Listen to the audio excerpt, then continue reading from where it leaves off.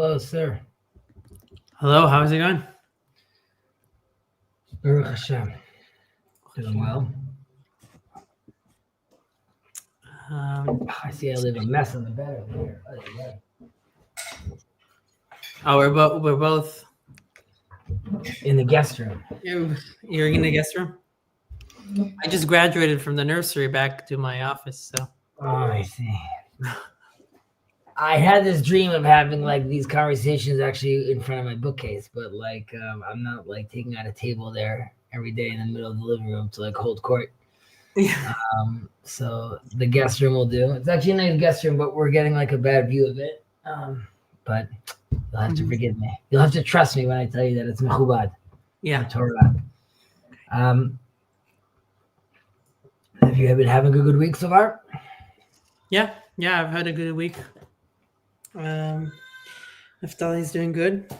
Baby's doing good. Naftali. Beautiful name. Yeah. Did you think of any nicknames yet? There's a lot. I mean, I guess until he responds, there's no really. Right. There's nothing is gonna catch too much. I feel like I don't know. But Nafi, Tuli. My nephew's Naftali, so it's Tuli or Narf or Narf or Naftul. Naftul, yeah. But they're cute names. Mm-hmm. You know, random names. Another nephew of mine is Vulun, and we all call him Zusha. So it's different names. And my son's named Ozzy, but his name is Kwanzaa or Kuba. It's all different names. Okay. I'll bring it up. Yeah, FYE new. Paragraph E. Mm-hmm. Maybe we'll finish it today. Probably not. Maybe next week, but today or next week. Okay.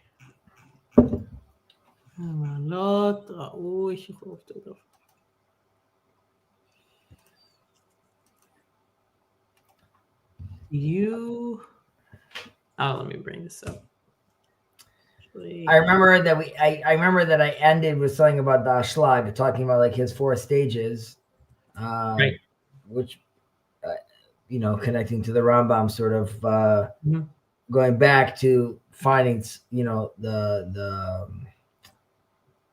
find that balance ultimately, right? Achieving the balance is what like we want to get to, like it's that nuanced approach, and it requires sometimes leaning towards like a bit to a certain extreme, right? I think we ended it on I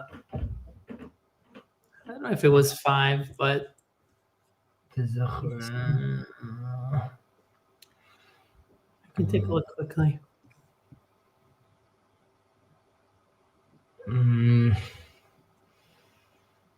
Oh yeah, I think it might be 4. No, we did that, I think. We did? Oh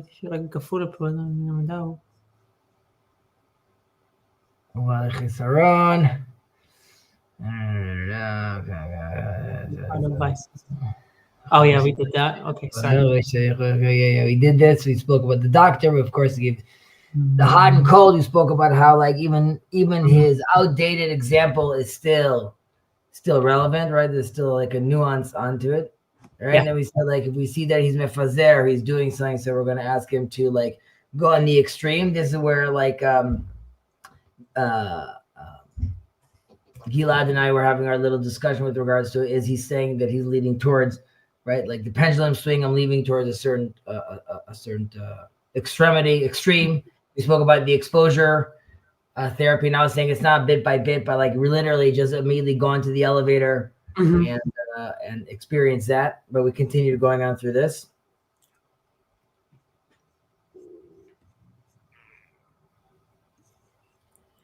Yeah.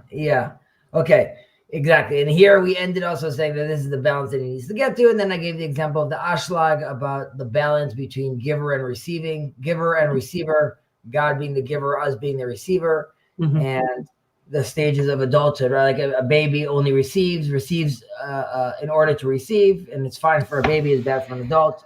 And then the kid gets to giving in order to receive, right? I clean my room so I could get something from you. And then there's adolescence, which is just giving to give. Yeah.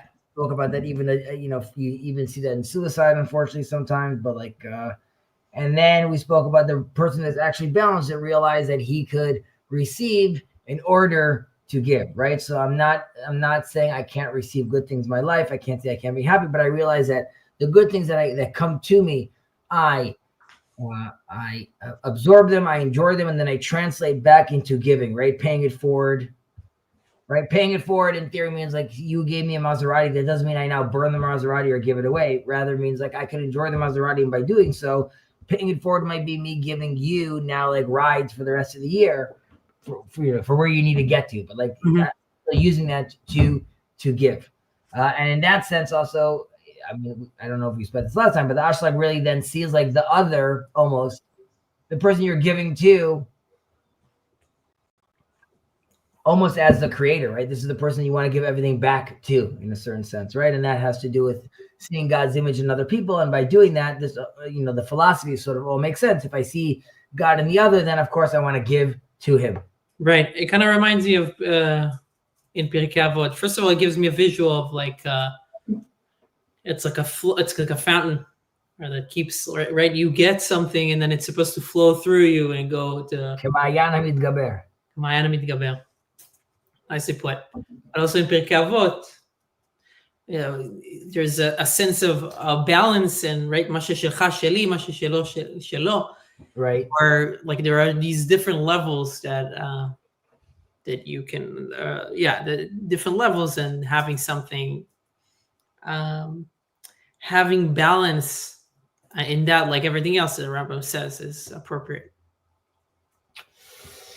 המשכנו. Ready? Mm-hmm. ולזה העניין, לא היו החסידים מניחים תכונות נפשותיהם, תכונה ממוצעת בשווה, אך היו נוטים מעט לצד היתר או החסר, על דרך הסייג והשמירה. רצוני לומר על דרך משל, שהיו נוטים מן הזהירות, לצד היעדר הרגש, ההנאה מעט, ומן הגבורה לצד מסירות נפש וסכנות מעט. וטוב הלב לצד יתרון טוב הלב מעט, ומן הענווה לצד שפלות הרוח מעט. וכן בשאר העניינים. ועל זה העניין רמזו ואמרם לפנים משורת הדין. Let's stop there for a second. Okay. And that comes into, okay, yeah, so you could take that. On this account, the saintly ones, the Hasidim, were not accustomed to cause their dispositions to maintain an exact balance between the two extremes, but deviated somewhat by way of caution and restraint, now to the side of exaggeration, and now to that of deficiency. Thus, for instance, abstinence would incline to some degree towards excessive denial of all pleasures, valor would approach somewhat towards temerity, generosity to lavishness, modesty to extreme humility, and so forth. This is what the rabbis hinted at in their saying, do more than the strict letter of the law demands. Right, so let's just pause for a second and ask like why the Rambam is saying this, because the Rambam, of course, has to deal with the fact, right, that someone could say like, okay, it's very nice, the balance in the middle of the road. We know the Hasidim, right? We see them, we see how they behave, right? So he has to discuss that even when this extreme behavior is observed by people, seeing like, the Hasidim, the righteous ones, how do they call them over here? The saintly ones. The saintly ones. These are temporary measures, right? These are just, again, these are aiming to counterbalance an extreme element and to get back into a certain middle path. But for most people, the goal is to live a balanced life all the time. It's really not to resort to these extremes. Rather, these Hasidim are saying like, we are already in a balanced place, and from this balanced place, now we want to even go a little extra. But again, these are for specific people. Just as like historical context, there are some people that argued that in the Talmud, when they talk about some of the Hasidim, they could be referencing people that might have been Essenes and Hasidim, or some sort of like cross-pollination that was going on at the time, but people that were, like we spoke about the self-flagellation and sort of being more these extreme measures. Yeah. Okay, אבל מה שעשו אותם החסידים, yeah, right? בקצת הזמנים, וקצת המקומות, וקצת האנשים, הם גם כן מנוטות אחר הקצה האחד. בצום, וקום בלילות, והנחת אכילת בשר ושתיית יין, והרחקת אנשים, ולבוש הצמר והשיער, שכונת הררים, והתבודדות במדברות. לא עשו דבר מזה, אלא על דרך רפואות, כמו שהזכרנו, ולהפסד אנשי המדינה גם כן, כשיראו שהם נפסדים בחברתם וראו פעולותיהם, עד שיפחדו מהפסד מידותיהם בעבורם. ועל כן ברחו להם למדברות, אוקיי? למקום שאין שם אדם רע. כאמר ירמיהו הנביא, עליו השלום, מי יתנני במדבר מלון אורחים, ועזבה את עמי והלכה מאיתם.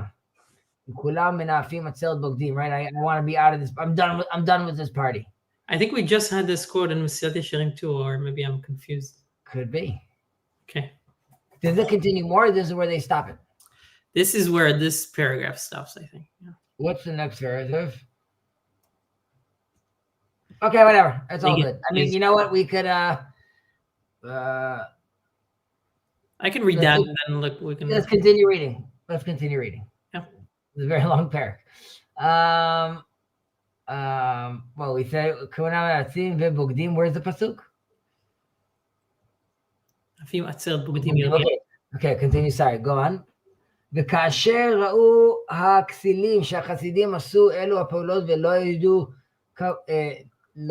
כוונתם, חשבו שהן טובות וכוונו עליהם, וחשבם שהיו כמותם, ויענו את גופתם בכל מיני עינוי, ויחשבו שהם קנו לעצמם מעלה ומידה טובה, ושעשו טובה, ושבזה יתקרב האדם לשם, כאילו השם יתברך שונא הגוף ורוצה לעובדו, והם לא ידעו שאלו הפעולות הרע, ושבהן תיגע מפחיתות הנפש, ואין להמשילם אלא לאיש שאינו יודע במלאכת הרפואות, again back to the doctor, כשיראה בקיאים מהרופאים שישקו חולים, נוטים למות, סמים ונקראים בעברית שחם, חנטל ומחמודה, ובלעז קולקונינטה ואשקמוניה.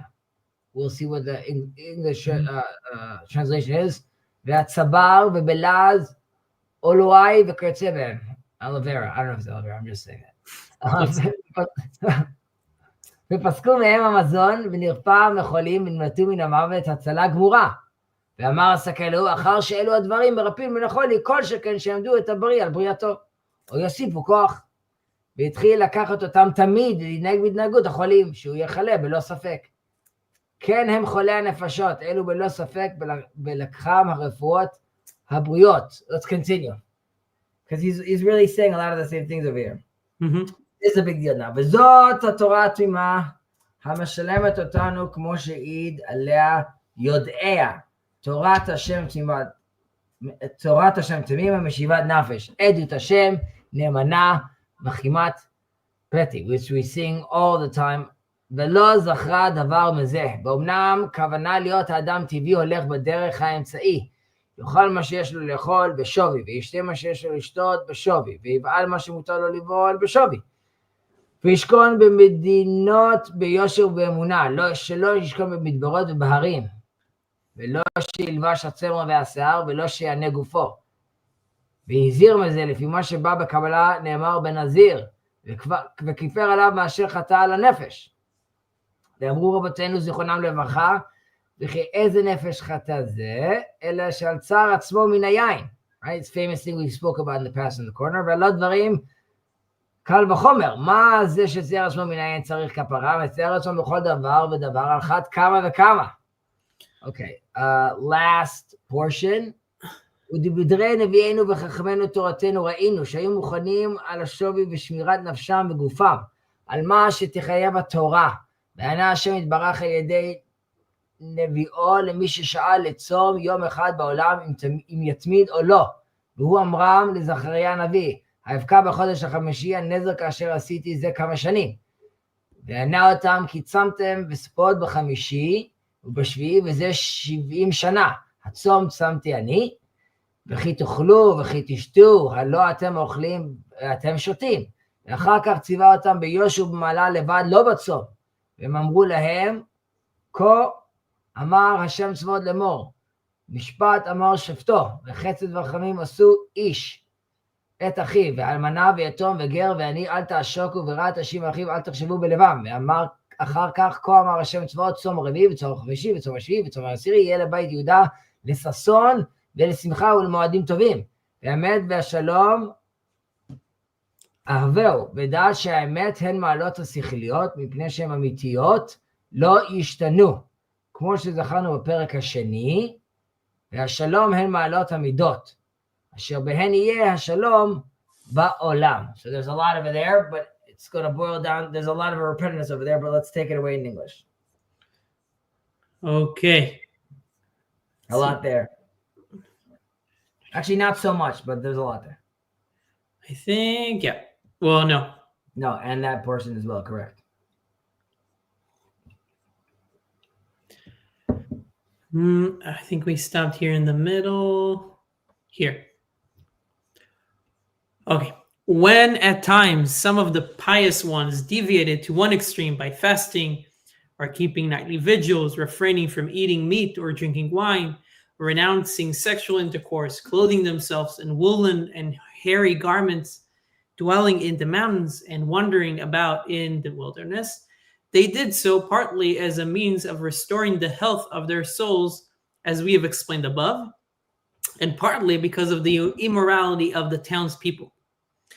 When the pious saw that they themselves might become contaminated by association with evil men, or by constantly seeing their actions, fearing that their own morals might become corrupt on account of contact with them, they fled to the wilderness far from their society, as the prophet Jeremiah said, "Oh, that someone would grant me in the wilderness the dwelling of a wanderer, and I would quit my people and abandon them, for they are all adulterers, a troop of faithless evildoers." By the way, it just shows the contrast with Moses. Obviously, like clearly they're all wrong, but he says, like, I'm not looking, give me the same fate that they have. But we'll continue. Yeah. When the ignorant observed saintly men acting thus, not knowing their motives, they considered their deeds of themselves virtuous. I wanted to pause for a second and just stress the first portion we just read right now, because we spoke about it a little earlier, saying that, like, when you're observing these other people, they're doing it because they're trying to get this balance. And then again, he's stressing, like, yeah, I'm not even talking about like these extreme behaviors that you see, right? It's not that like, oh, like he prayed a little longer, right? The fasting, all this stuff, and it shows us the mindset where like they want to really remove themselves from all things that are evil. This is also true about Hanoch, Enoch, according to some of the interpretation that God took him because God says, like, the nation is so bad and he doesn't even know how to relate to them. Like, this is due to some of what he's lacking, right? He doesn't know how to relate, but nevertheless, God sees that this is just torture for someone like this. He doesn't know how to help them, and he is so much more pious than them. It's just a complete mismatch. And which another reason is almost why you could say that Moses doesn't come into the land, right? Which is God is doing him a favor, saying, listen, you hit the rock, and you're Moses, right? These people are gonna drive you up the wall, right? Yeah. Like if you come into the land and you have to start dealing with like all these intricacies of the halakha in the land, they're gonna drive you crazy. So trust me, like by removing you from them, I'm actually benefiting you from doing the work in the land, like outside of the desert, basically. Like when he's you're complaining about water, they're gonna complain about 101 different stuff once they get into the land. Yeah. Okay. Sorry, go ahead. And when the ignorant observed saintly men acting thus, not knowing their motives, they considered their deeds of themselves virtuous, and so blindly imitating their acts, thinking thereby to become like them, chastised their bodies with all kinds of affliction, imagining that they had acquired perfection and moral worth, and that by this means men would approach nearer to God, as if he had hated the human body and desired its destruction. It never dawned upon them, however, that these actions were bad and resulted in moral imperfection of the soul. Such men can only be compared to one who, ignorant of the art of healing, when he sees skillful physicians administering to those at the point of death all kinds of medicines, aloe vera, aloe being one of them, and the like, and depriving them of food, in consequence of which they are completely cured and escape death, foolishly concludes that since these things cure sickness, they must be all the more efficacious in preserving the health or prolonging life. Right? Like, again, we're saying, like, I'll use a current example. Like, everyone has to do a cold plunge, right? You have to have the cold plunge, and then you see, like, Joe Rogan's talking about how it's amazing, right? Are you running and kicking a bag and jumping and wrestling? And they're like, yeah. So, like, you push your body to a certain extreme where the cold plunge might be relevant for you, right? Mm-hmm. But if you're every day taking the cold plunge, but you're just a math teacher and, like, you have a normal day, like, dude, you're gonna freeze yourself to death. Like, your body's not gonna handle that, and that's not the way you're looking at it. You're like, you can't just cut and paste these things in any scenario. Right, it needs to be relevant. Don't take Advil when you feel healthy. Of life. It's not like giving you, like, oh, if I take Advil, it's like I took like 3 coffees. It's like an extra boost. Yeah. There is a medicine called Airborne, though, that a teacher made that you take on, like, 2 days before you get on a plane, and afterward, it, like, you know, it's like packed with zinc and other stuff, and, like, it gives you, like, an extra level of protection for your immune system, because the idea is, like, on the flight you're fully exposed. But generally speaking, I think the Rambam is touching on a very good point over here. Yeah. So if a person should take those things constantly and treat himself as a sick person, then he would really become ill. Likewise, those who are spiritually well but have recourse to remedies will undoubtedly become morally ill. Interesting. So it's, I mean, he's in a way, he's kind of also for the saintly ones as well. There's a danger. It sounds like what he's saying is that even for them, there might be a danger in, like, overdoing it. Obviously, for the people that mistake their deeds as moral, but for the saintly ones as well. I mean, I can we glossed over here. We're going to get to it about the Nazir, the Nazarite, but we see over there, like, he clearly is a pious man, but even there's an issue there. Right. Yeah. I mean, and there's stories in the Talmud, like, for example, I don't know the name. You might have it, of a sage that was so giving and to everybody else that his family couldn't eat. Yep. And he was chastised. Wasn't something that, okay. Let's continue. The perfect law which leads us to perfection, as one who knew it will testify, or as one who knew it well testifies by the words, the law of the Lord is perfect, restoring the soul. The one who knows it well is referencing David over here, King David, right? We're saying, like, the guy was down with the Torah. He knew what we're talking about. The law of the Lord is perfect, restoring the soul. The testimonies of the Lord are faithful, making wise the simple. Recommends the psalmist recommends none of these things, such as self-torture, flight from society, etc. On the contrary, it aims at men's following the path of moderation, in accordance with the dictates of nature, eating, drinking, enjoying legitimate sexual intercourse, all in moderation, living among people in honesty and uprightness, but not dwelling in the wilderness or in the mountains, or clothing oneself in garments of hair and wool, or afflicting the body. The law even warns us against these practices. If we interpret it according to what tradition tells us is the meaning of the passage concerning the Nazarite. And he, the priest, shall make, or the Kohen, shall make an atonement for him because he hath sinned against the soul. The rabbis ask, against what soul has he sinned? Against his own soul, because he has deprived himself of wine. Is this a wine being indicative? He deprived himself from the gifts God created, right? He deprived himself from the gifts of the world. Right. He took a vow to give away certain things. So they say, is this not, or Rambam says, is this not then a conclusion, kal v'chomer, a minori, a mechus? I don't know how to pronounce this. 1 second. We'll go back to the English for a second.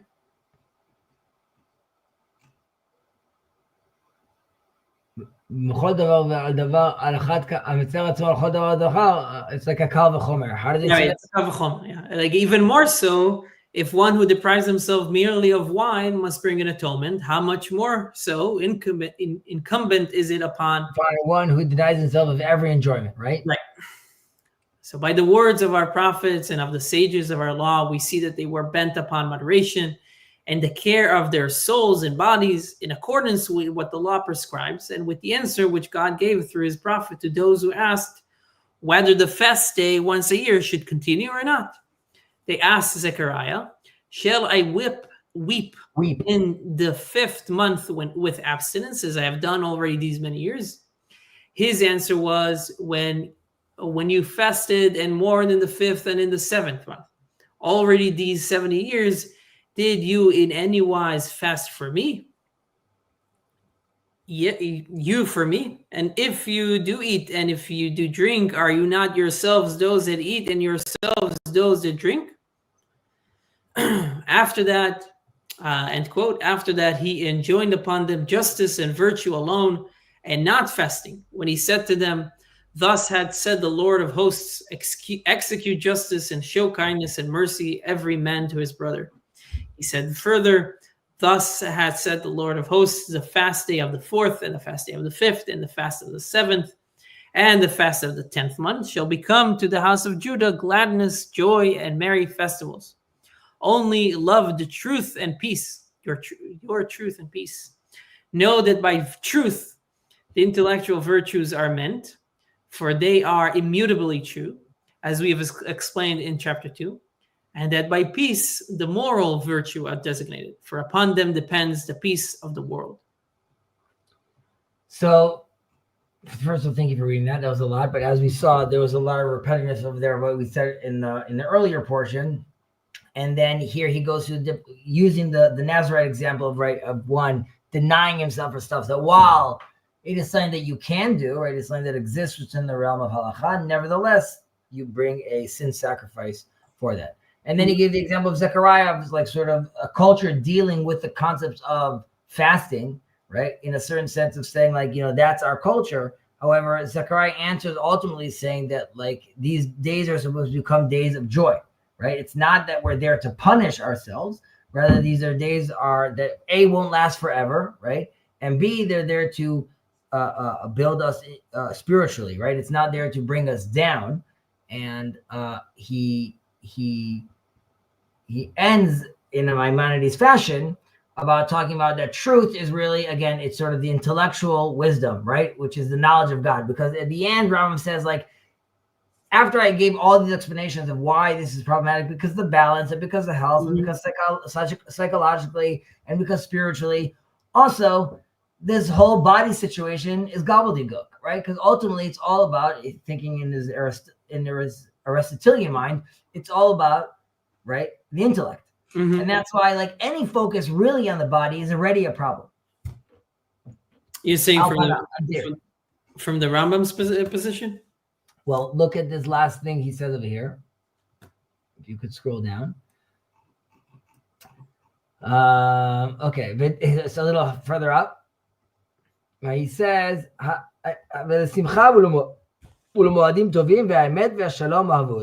ultimately what you need to do is all these days are really to be our joyous days, and you should love truth and peace. Right? Really, the truth that you're supposed to love, this thing you're actually looking after, is the intellect. It's not changing. Like we spoke about earlier, that's what his focus is on. Right? It's like find this peace in the proper in your proper behavior, and using that to manifest proper intellect also will lead obviously to world peace once everyone understands what they're supposed to be doing. Right. RJ Shalom, you're welcome to join us. If we say shalom and is the malot midot, right? What did it say here? Peace, the moral virtues are designated. I mean, can that only come through behavior, right? Like the moral virtues, can they only be embodied through behavior? Is that, do you understand what I'm asking? Moral virtues can be embodied through behavior, and must be. They must be embodied through behavior because you're playing in this world. However, the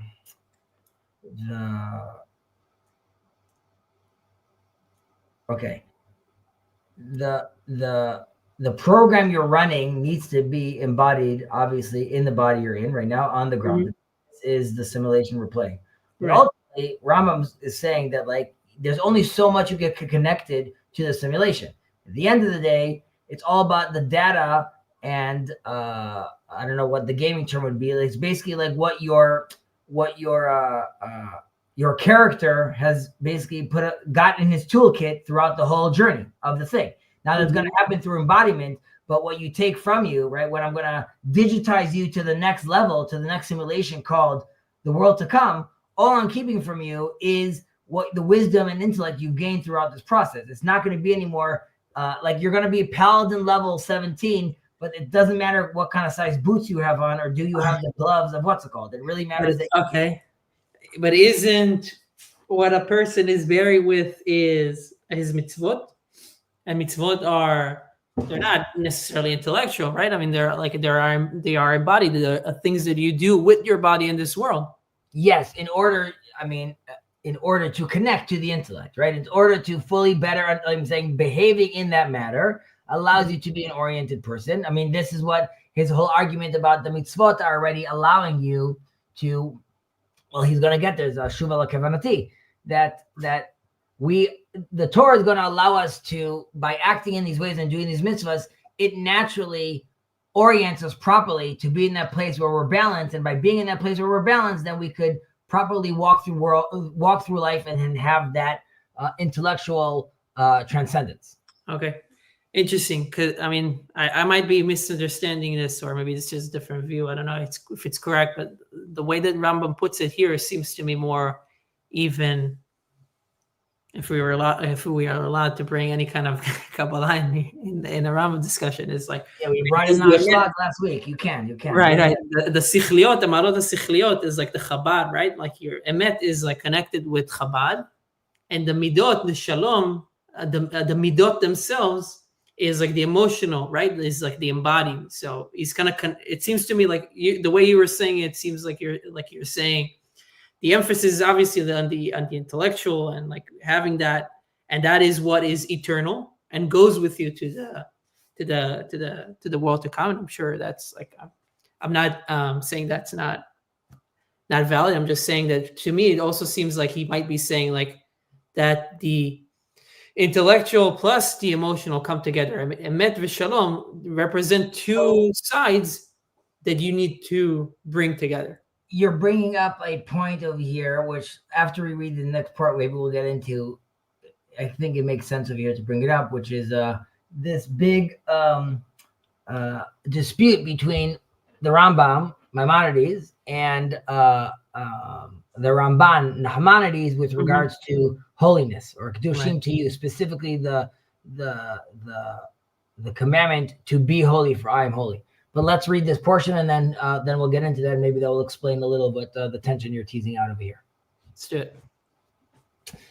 Where were we? Okay. V'ashuv el kavanati. I'll reiterate what I was saying. She'im yamru. I'm not saying that. The Rambam's saying that. She'im yamru elo hamidamim ba'umot me'anshei toratenu she'eini medaber ela bahem she'em einam osim ma she'osim oto מהטריחות גופתם ופסוק הנאותם, אלא על דרך הלימוד לכוחות הנפש, כדי שיהיו נוטים על הצד האחר מעט, כפי מה שארנו בזה הפרק, שראוי שיהיה אדם כן, זוהי טעות מהם, כאשר הבאר, וזהו שהתורה לא אסרה מה שאסרה, זה big sentence, ולא ציוותה מה שהיא ציוותה, אל מפני זאת הסיבה. רצוני לומר, כדי שנתרחק מן הצד האחד יותר לצד ההרגל. שאיסור המאכלות האסורות כולם, ואיסור הבעילות האסורות, והזרה על הקדשה, ומה שהצריך בכתובות האישה וקדושיה, אם כל זה אינה מותרת תמיד, אבל תאסר בעת הנידות והלידה, עם כל זה גזרו רבותינו, זיכרונם לברכה, למעט המשגל ומנעהו ביום, כמו שברנו בסנהדרין, זה כולו. אמנם צווינו השם יתברך להתרחק מקצה רוב התאווה הרחוק גדול, ולצאת מן המוצא אל הצד ההיעדר, הרגשת ההנאה מעט, עד שתתחייב ותתחזק בנפשותנו תכונת הזהירות. Take it away. Okay. But to resume, should those of our co-religionists, and it is of them alone that I speak, who imitate the followers of other religions, maintain that when they torment their bodies and renounce every joy, that they do so merely to discipline the faculties of their souls by inclining somewhat to the one extreme, as is proper, and in accordance with our own recommendations in this chapter. Our answer is that they are in error. And I shall let's just, sorry for a second, let's just tease out the question, which is, one second, Rambam. You said that some people, at the end of the day, need to lean a little, right, to one extremity to create this balance. So why can't we just say that when I go fasting for 30 days and I'm self-flagellating myself, that should be classified as me leaning to a certain extremity, right? And we just said that in some cases that's allowed. So why is it not a big deal? Now he compares this saying they're doing so influenced by other religions also, and then he says like this is not the case. It's still there in error. Why? Right. As I shall now demonstrate. The law did not lay down its prohibitions or enjoin its commandments except for just this purpose, namely that by its disciplinary effects we may persistently maintain the proper distance from either extreme. For the restrictions regarding all the forbidden foods, the prohibition of illicit intercourse, the forewarning against prostitution, the duty of performing the legal marriage rites, which nevertheless does not permit intercourse at all times, as for instance during the period of menstruation and after childbirth, besides its being otherwise restricted by our sages, and entirely interdicted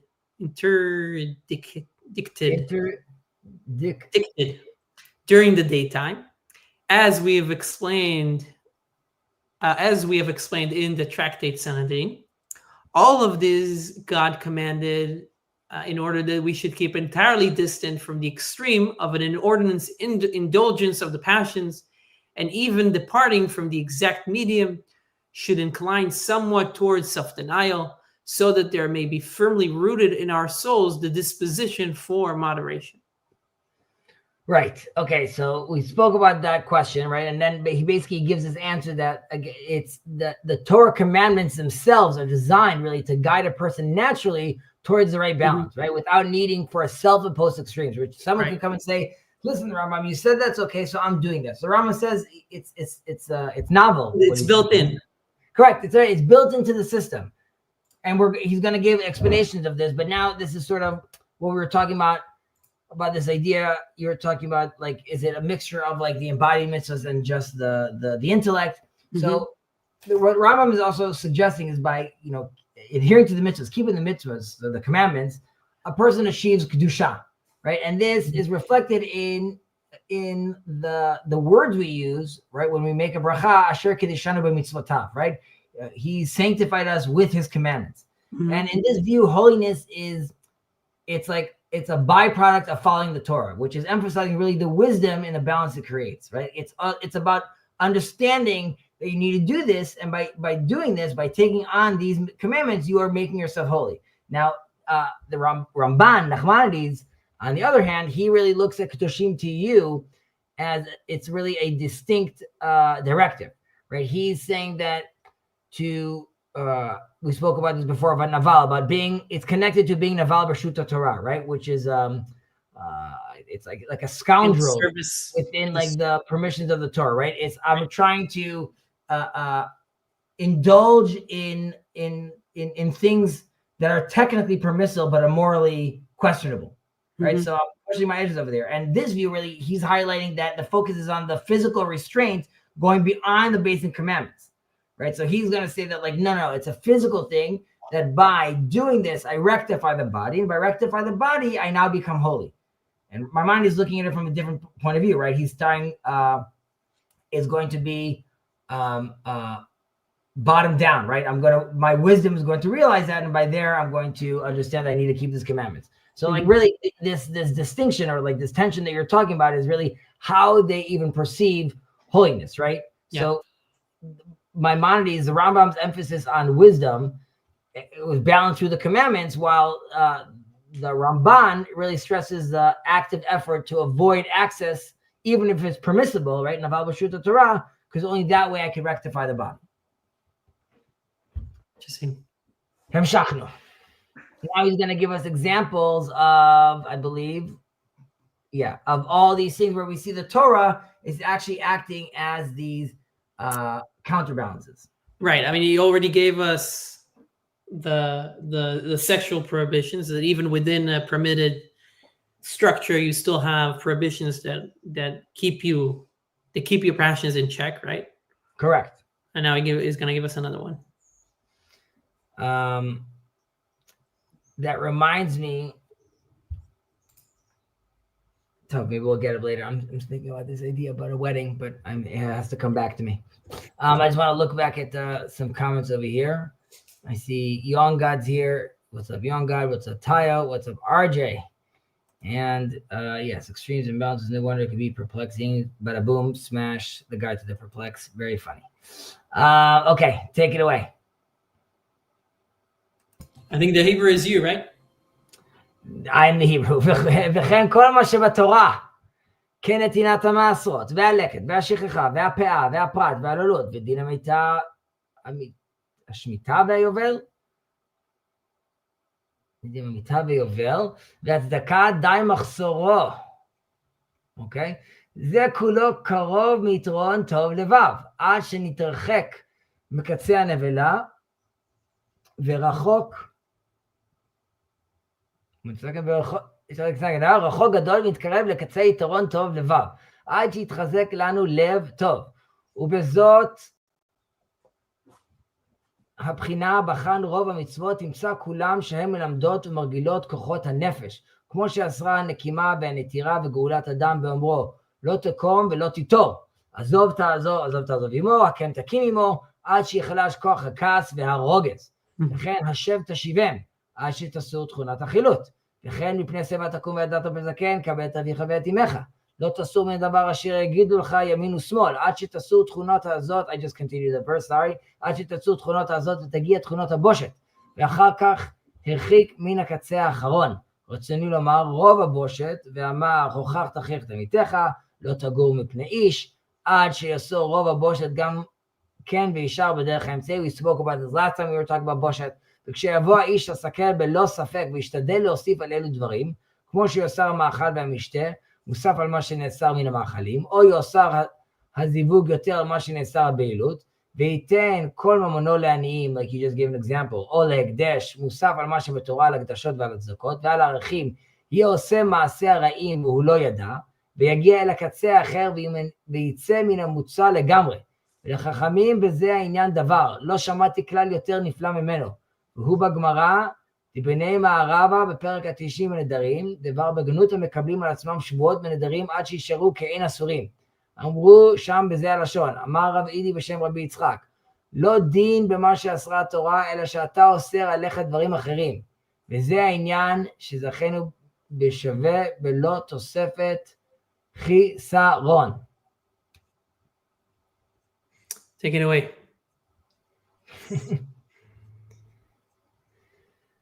Go for it. Okay.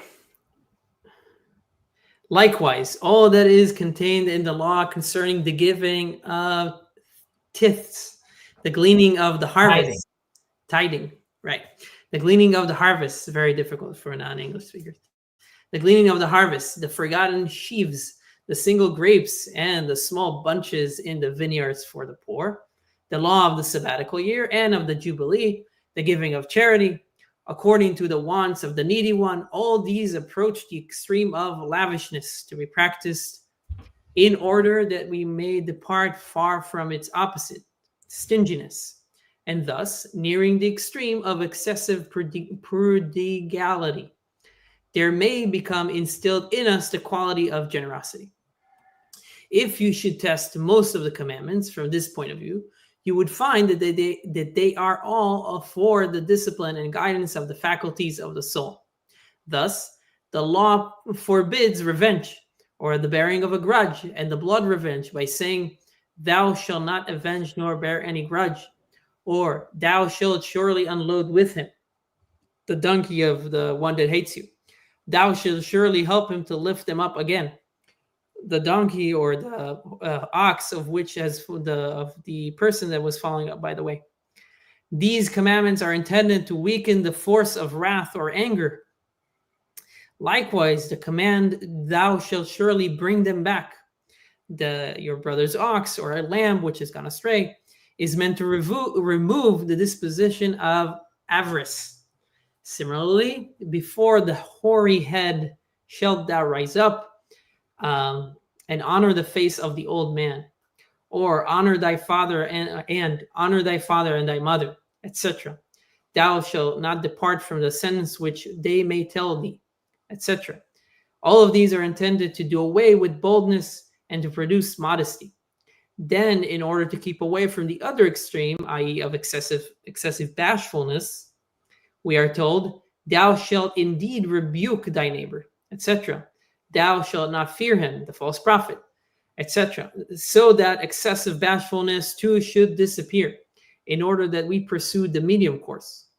Should, however, anyone who would without doubt be foolish if he did so try to enforce these commands with additional rigor, as for instance by prohibiting eating and drinking more than does the law, or by restricting connubial intercourse to a greater degree, or by distributing all of his money among the poor, or using it for sacred purposes more freely than the law requires, or by spending it entirely upon sacred objects and upon the sanctuary, he would indeed be performing improper acts and would be unconsciously going to either one or the other extreme, thus forsaking completely the proper mean.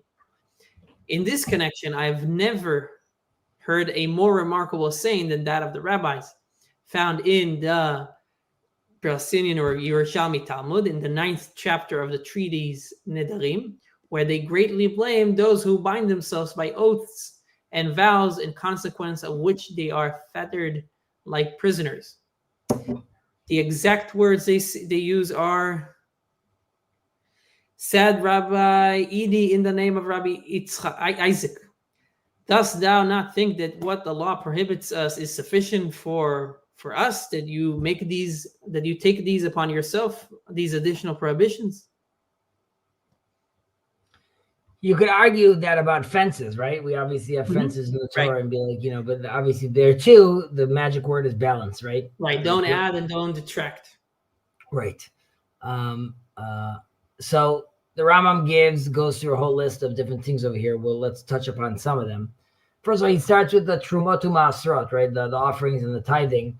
So just to put things in context, I'm Joe and I have a field, right? Now I have to, I need to give a portion to Bikurim, right? So that's a very big portion that I need to bring. And then I also have Maaser Rishon, Maaser Sheni, Maaser Ani, right? I need to be giving all these other portions. And then I have to also leave the corners of the field. And then there's also Shichacha, right?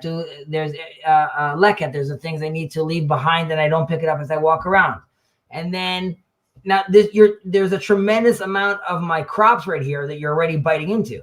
Then there's the Shemitah year, right? Which is my whole field is basically open for everyone. Then there's the Jubilee year, which I mean for 2 more years it's open for everyone.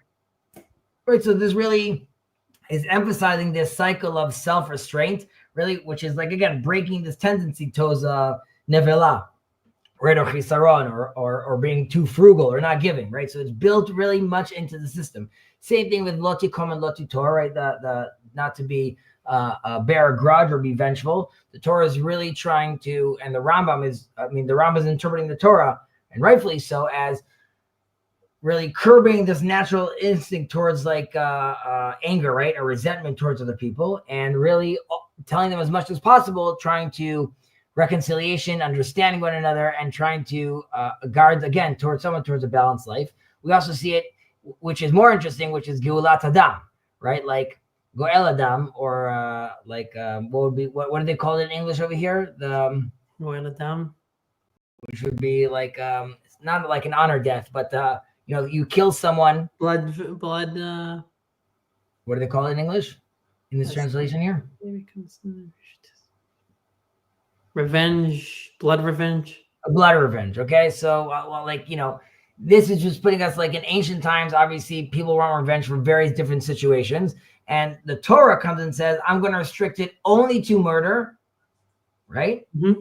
In that case, and even once it does that, it's really doing everything it can to sort of tightly controlled, right? This is where it needs to go, and you can only do this, and this is the time. So even that almost is not going to happen. And then you have to bring in the base din, of course, like we spoke about many times, that even to actually on the ground manifest these commandments is make it very, very difficult to actually do, right? We're trying to avoid as much as possible. But again, it's being said in a sort of context. Why is the Torah even offering this? Because we're still talking to a society around that we can't wholesale them, suddenly tell them none of this makes sense anymore. But ultimately, this does allow, creating a system like this does allow you to, reserve revenge for specific circumstances, and allows us to emphasize the importance of justice over like unchecked vengeance at the end of the day by doing a system like this. And obviously, we are supposed to progress all the time about that. And I mean, to anyone listening to this who wants to challenge us, obviously, right, we do know that like God tells Moses to seek vengeance against the Midianites, right? So we just said no vengeance, and now obviously the Torah is giving a vengeance. And apropos where we are right now in Israel currently, that's a big question about like our war, right? Like is there's vengefulness and there's vengeance, right? So I would say that the directive, the commandment that Moses is getting in certain cases is really, there needs to be a strong response to uphold justice and moral order, right? So the argument would be that when a nation's moral fabric is really under threat, then you need, like when the Midianites try to drag Israel into a fight and drag them into prostitution and idol worship, right? So this is also referenced in the Rambam himself in the Moreh, in the Guide to the Perplexed, where he states that showing mercy for the wicked ultimately could be harmful for the greater good, right? And this is really stressing the fact that vengeance, when commanded in the Torah, is about restoring a balance and protecting community values. It's not about getting back at someone. Rather, it says, like, if we don't stop these people right now, it's going to lead to further degradation in the moral fabric of society. I would also mention over here, just because if we're looking at vengeance, we also have to look at also hate in a certain sense. And he gives a verse over here about Tireh Hamor Sonecha Rovetz, right? You see the donkey of someone you hate falling under the weight of his carry-on, you're going to. But then we should really ask, who is this enemy that I'm supposedly hating? Because we just said earlier that like this is something that I'm trying to obviously avoid. So here, we spoke about it a few portions ago. It's a great emphasis of this is how hate is viewed in the Torah is not as the way we see it today is like absolute rejection of someone else. Rather, it is like we spoke about evil, it's love on a spectrum, right? It means like I love you less. Now we could see this in, I don't remember the exact verse, but it talks about how Jacob loved, he loved Jacob, Jacob loved Rachel more than Leah. And then the next verse, it says, Vayireh Hashem et Leah kesnua. God saw that Leah was hated, which means we know that Jacob still loves her. He just loves her less than Rachel. And that loving less is already considered hate. But again, that's not a rejection. That's just a lesser love. And we could even see this in the commandment of V'ahavta l'reacha kamocha, right? That you could ask, like, listen, we know human psychology. I can't help but hate this person. The Torah comes and tells you, no, you could control love. The tools you need to do that, we speak about this all the time, ladun lekavschut, right? I need to be able to exercise. I'm going to force myself to sort of love you. And we even see this in this from the pasuk, v'ahavta l'reacha kamocha, love thy neighbor as yourself. We also learned from this that the Sanhedrin would give you a honorable killing, which means there's a difference between loving and not showing mercy. Right? I could decide that you now, because of what you did, I can't show you mercy and you need to be put to death. However, that doesn't mean that the death needs to be disrespectful, right? Or we see a great example of this with the malkut, with the lashes. If I start lashing someone because transgression, and then he starts to urinate or throw up, we stop. Because we're not here to punish you necessarily. It's out of love that we're here to sort of educate and rebuke. We're not here to dishonor you. So if you're going to start losing control over your bodily fluids, we're going to stop until you gain control again, because it's not here to stress this kind of dishonor. And the only reason I mention this is because this relates to hate, and this relates also to vengefulness that the Rambam is talking about over here as well.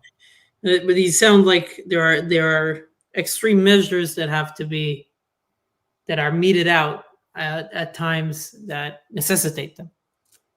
Correct. Yeah, right. Just like that. For the individual, we was talking about the saintly person that needs to remove himself from society. That is also an extreme measure. That is not like you don't just. Malkot, you don't just flail people, or I forget how do you say that? Lash them for anything, right? It's an extreme measure that is done at an appropriate time. Correct, and when done so respectfully and appropriately. Mm-hmm. Then he also speaks about honoring one's parents. Here too, we obviously could ask, isn't that sort of obvious about loving one's mother and father? There's a Buddhist, it's called the Edicts of Ashoka. The reason I'm thinking about this recently is because my son was talking about this Star Wars movie called Ashoka. There's a character called Ashoka. So in the Edicts of Ashoka, this is during the Second Temple, I believe the Second Temple, and he becomes a Buddhist, and he writes all these edicts that you could find them all over Pakistan and all over walls. They're still here. And he says, like, in the past, a lot of his edicts are sort of like, people used to not do this, now we're going to do this. But he talks about how people didn't honor parents and teachers. So it was a novel thing that the Torah comes and says that you need to honor these people, right? Obviously, psychologically, we also know about this big tension between parents and children. So this too is like, we're being told over here to try to control these emotions that we have and realize that we have to create, obviously, this balance. I'll just end this portion by saying, it's 5:58, that Rambam also does stress, though, in other places that you still do, and this goes back to the giving and the receiving, you still need to enjoy your reality over here and the simulation over here, if as far as how it's embodied, right? He gives an example in Hanagata Briut. He talks about how you need to play music that's uplifting, and you need to laugh with your friends. And if there's someone sick, you have to tell them good stories to lift, so he's obviously aware that there's bodily things that we're supposed to enjoy. The Shabbat, obviously.